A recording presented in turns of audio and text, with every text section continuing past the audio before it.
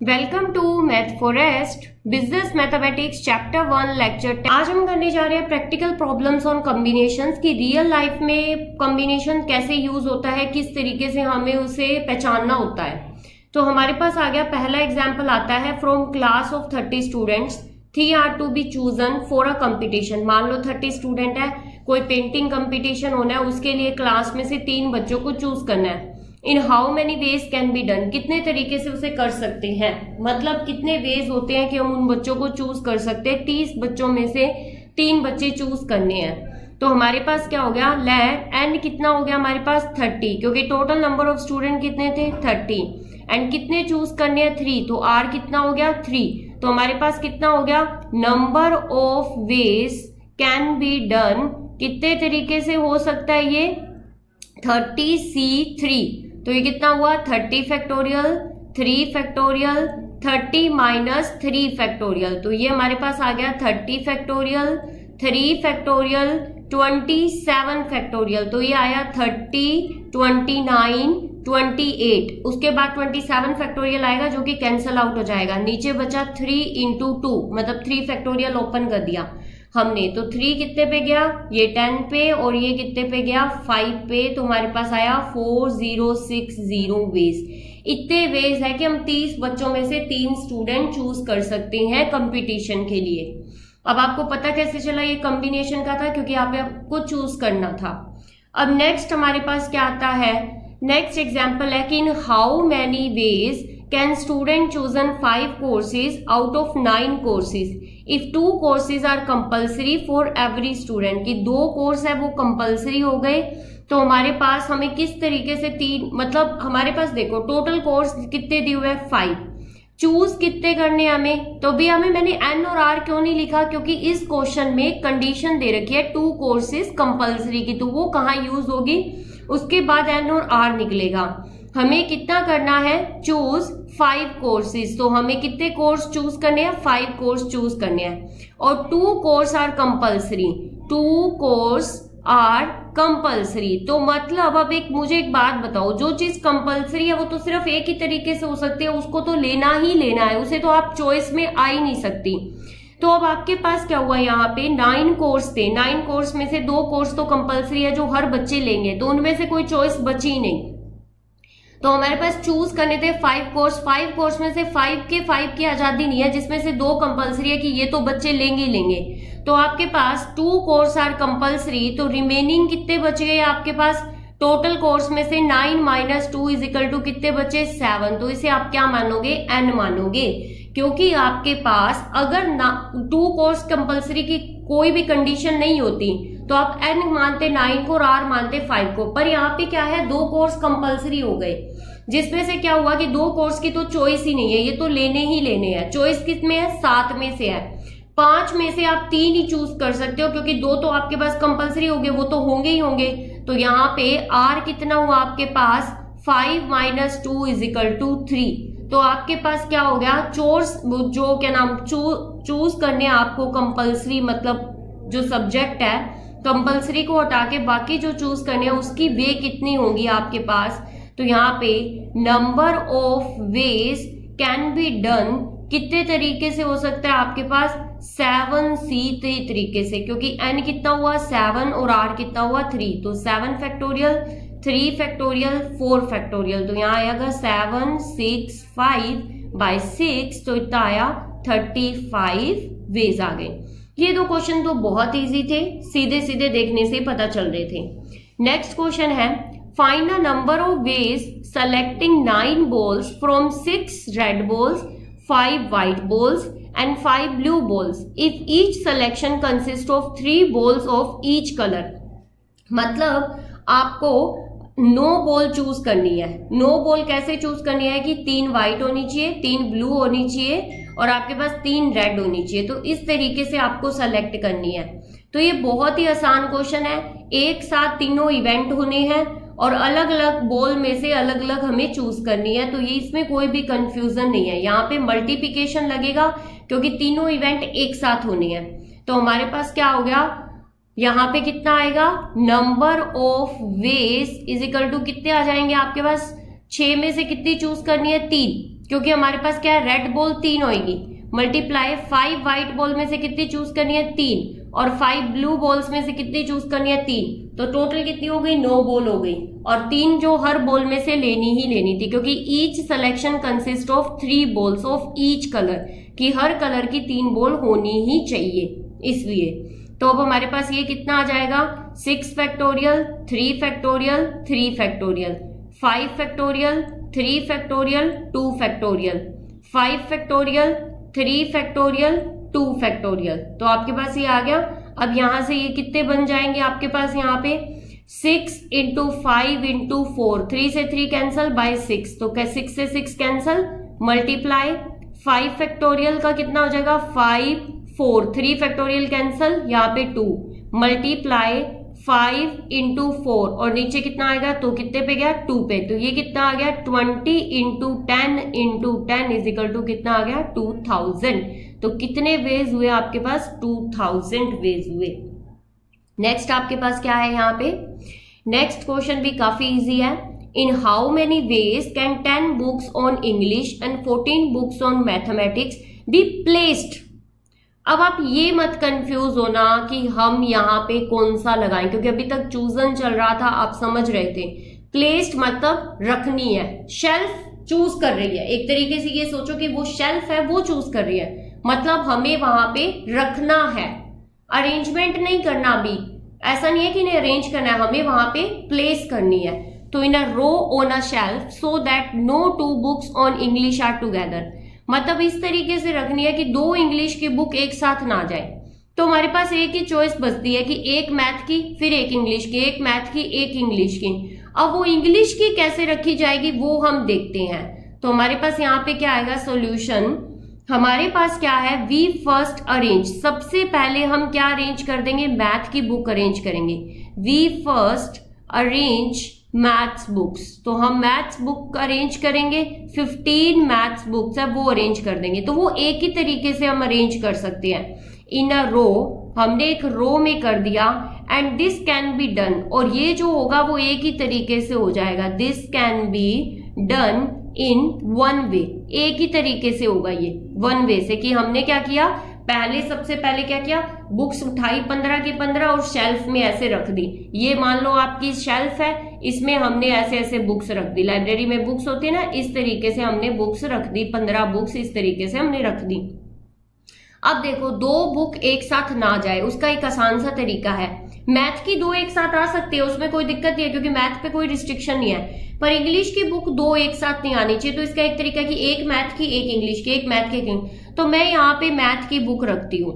तो हमने क्या किया, मैथ की बुक रखी, तो M 3 4 5 6 7 8 9 10 11 12 13 14 15 बुक आ गई मेरे पास यहाँ पे मैथ की। अब इंग्लिश की कहाँ तक आ सकती है, एक यहाँ आ सकती है, एक यहाँ आ सकती है, यहाँ आ सकती है, यहाँ आ सकती है, यहाँ आ सकती है, यहाँ, मतलब इनके बीच में यहाँ पे आ सकती है किसकी, इंग्लिश की बुक।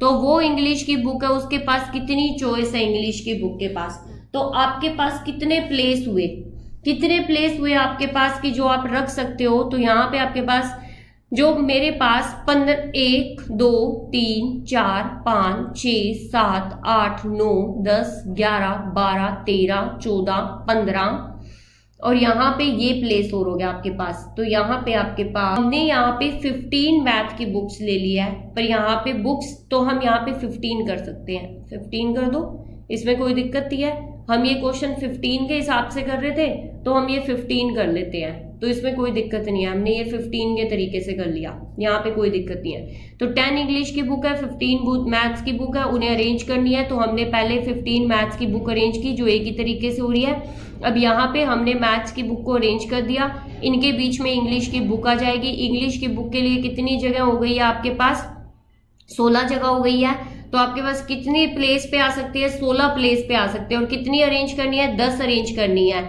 तो नंबर ऑफ वेज कैसे हुए आपके पास, 16 C 10, और एक वो तरीका हो गया जिसमें मैथ की बुक हमने अरेंज की थी।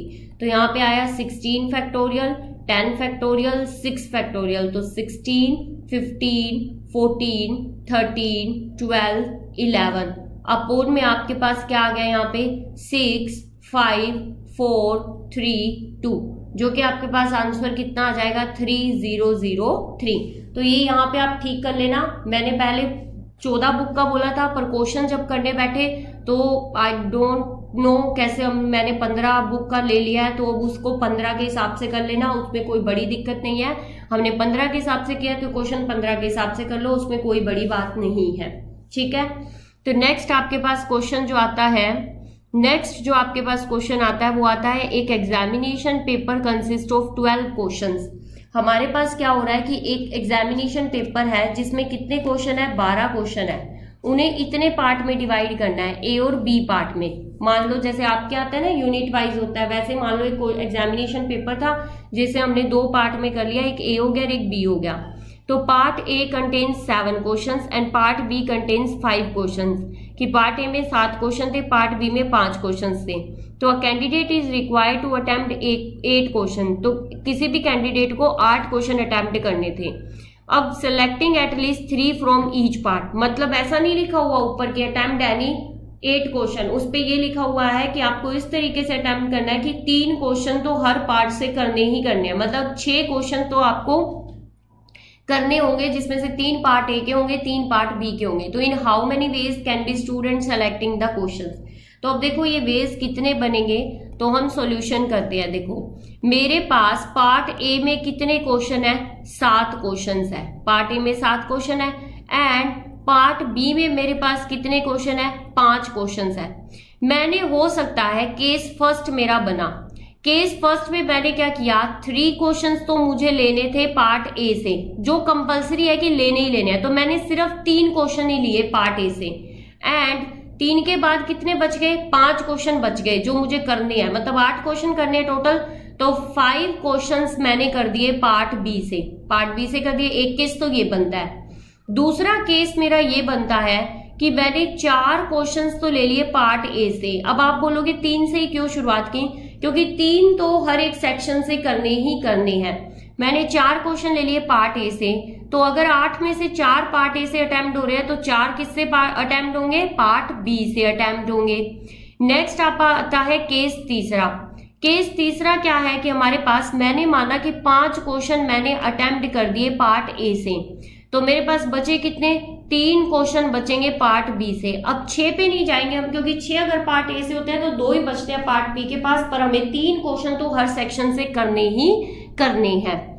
तो अब देखो जो मेरा केस फर्स्ट है, यहाँ पे जो मेरा केस फर्स्ट था, इसमें नंबर ऑफ वेज कितने हुए क्वेश्चन अटेम्प्ट करने के, मेरे पास जो 7 क्वेश्चन थे उसमें से 3 क्वेश्चन अटेम्प्ट करने हैं, और इनटू जो 5 क्वेश्चन, मतलब जो बचे मेरे पास 5 क्वेश्चन थे उसमें से 5 के 5 अटेम्प्ट करने हैं पार्ट बी से, क्योंकि मैंने पहला लिया था 3 फ्रॉम पार्ट ए और 5 फ्रॉम पार्ट बी, और पार्ट ए में 7 क्वेश्चन थे और पार्ट बी में 5 क्वेश्चन थे, तो ये मेरे पास चॉइस बच गई। तो इसका मेरा आंसर आया 35 इंटू 1, क्योंकि NCN कितना होता है, 1 होता है, और 7C3 हम अभी सेकंड एग्जाम्पल में निकाल के आए हैं, तो 35 वेज हो गए मेरे पास। केस सेकंड क्या कहता है, केस सेकंड कहता है कि नंबर ऑफ वेज कैसे होंगे। अब देखो मैंने क्या किया है, 4 क्वेश्चन किए हैं 7 में से और 4 क्वेश्चन किए हैं 5 में से, तो 7 में से 4 और 5 में से हमारे पास 4, तो ये हमारे पास कितना आया यहाँ पे, ये हमारे पास आ गया 7 factorial, 4 factorial, 3 factorial into 5 factorial, 4 factorial into 1 factorial, तो ये मेरे पास आया 7, 5 अपॉन में कितना आ गया, 6 आ गया मेरे पास यहाँ पे, मतलब यहाँ पे अपने पास कितना आ गया, 7 फैक्टोरियल, 6 फैक्टोरियल इंटू 5 फैक्टोरियल, और नीचे कितना आ गया 6, इंटू में आपके पास कितना हुआ 5 हो गया, क्योंकि 4 फैक्टोरियल तो कैंसिल हो जाएगा, 6 से 6 क्या हो गया आपके पास, कैंसिल हो गया, तो 35 इंटू 5 तो कितना आ गया आपके पास 175। ठीक है, अब ये आ गया आपके पास 175। तो अब आपके पास क्या होता है, नेक्स्ट आता है केस 3। केस 3 में क्या होते हैं, नंबर ऑफ वेज किस तरीके से होंगे हमारे पास, कि मैंने 5 क्वेश्चन अटेम्प्ट किए पार्ट ए से और 3 क्वेश्चन अटेम्प्ट किए पार्ट बी से, तो 7 में से तो 5 अटेम्प्ट करने और 5 में से 3 अटेम्प्ट करने हैं, तो यहाँ होगी 7C5 और 5C3। तो ये मेरे पास आया, तो ये क्या आया 7 factorial, 5 factorial, 2 factorial into 5 factorial, 3 factorial into 2 factorial. तो ये मेरे पास आ जाएगा 21 इंटू 10 210। अब एक बात हो, ये ऐड होंगे या मल्टीप्लाई होंगे? ऑब्वियसली ये ऐड होंगे, क्योंकि एक टाइम पे एक ही चीज हो सकती है, या तो वो केस फर्स्ट अटेम्प्ट करेगा, या फिर वो केस सेकंड लेगा, या फिर वो केस 3 लेगा, क्योंकि एक टाइम पे एक ही होगा। 8 ही क्वेश्चन करने हैं, तो इन केस में से कोई एक केस ही वो कर सकता है। तो हमारे पास टोटल नंबर ऑफ वेज कितने बने? 35 प्लस 175 प्लस 210, तो कितने आए? 420 केस बन गए हमारे पास। तो कितना इजी क्वेश्चन था ये हमारे पास। नेक्स्ट हमारे पास क्वेश्चन कौन सा है? नेक्स्ट क्वेश्चन भी इजी होगा। There are 6 boys and 3 girls in a class, मतलब 6 तो लड़के हैं 3 लड़कियां हैं कोई क्लास में। A committee of 5 is to be formed such that if contains 3 boys and 2 girls, मतलब कि 5 लोगों की कमेटी बनी है जिसमें 3 लड़के चाहिए और 2 लड़कियां चाहिए। In how many ways can this be done? Also find the number of veg if at least 1 girls is always in the committee. मतलब हमारे पास 2 क्वेश्चन है यहाँ पे। 2 क्वेश्चन किस तरीके से? पहला क्वेश्चन तो ये है कि 6 लड़कों में से 3 बॉयज चूज करने हैं और 3 लड़कियों में से 2 गर्ल्स चूज करनी है। पहला केस तो ये है आराम से कि नंबर ऑफ वेज चेक करने हैं कि जिसमें अगर 3 बॉयज और 2 गर्ल्स हो कमेटी में 5 में से। तो पहला केस करते हैं हम। यहाँ पे हमारे पास क्या हुआ? 3 बॉयज, ए केस करते हैं। 3 बॉयज कैन बी सेलेक्टेड, हम क्या करेंगे? 3 बॉयज सेलेक्ट हो सकते हैं, can be selected out of 6 boys. तो हमारे पास 3 लड़के चूज हो सकते हैं 6 गर्ल्स में से, मतलब 6 बॉयज में से, and 2 girls out of 3 girls, मतलब 2 गर्ल्स चूज होंगी 3 में से। तो हमारे पास नंबर ऑफ वेज कितने बने? आपके पास नंबर ऑफ वेज हुए 6 लड़कों में से 3 लड़के चूज करने हैं इंटू 3 लड़कियों में से 2 लड़कियां चूज करनी है, और दोनों ही इंडिपेंडेंट इवेंट और एक साथ होने इसलिए मल्टीप्लाई होंगे। तो हमारे पास यहाँ पे 6C3 इंटू 3C2, तो कितना आया? 20 इंटू 3 इज इक्वल टू कितना आया? 60। क्वेश्चन बी कहां से स्टार्ट होता है? सेकंड पार्ट कहां से स्टार्ट होता है? यहां से। Also find the number of veg if at least 1 girls in a committee. अब 2 गर्ल्स की कंपल्शन नहीं है, मतलब एटलीस्ट कम से कम एक लड़की हो सकती है कमेटी में, कम से कम एक लड़की। टोटल 5 कमेटी मेंबर में से कम एक लड़की होनी ही चाहिए। तब क्या करोगे आप बी पीट में? तो वही केस बनेंगे। केस फर्स्ट, अब बी पार्ट कर रहे हैं हम।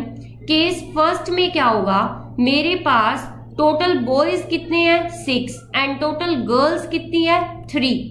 तो एटलीस्ट 2 में है, तो सबसे पहले हम मैक्सिमम लेके चल लेते हैं कि 3 गर्ल्स हमने ले ली, एंड जो बॉयज बचे कमेटी में, अब 2 बॉयज ही लेने पड़ेंगे क्योंकि 5 लेने हैं ना टोटल।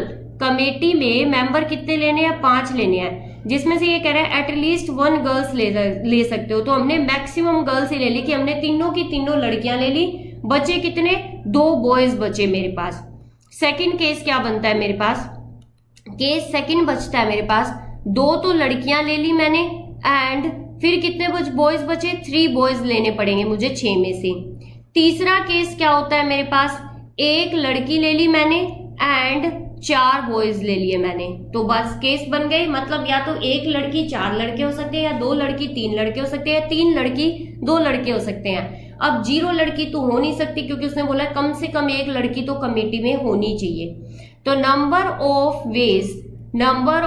वेज कितने हुए केस 1 के?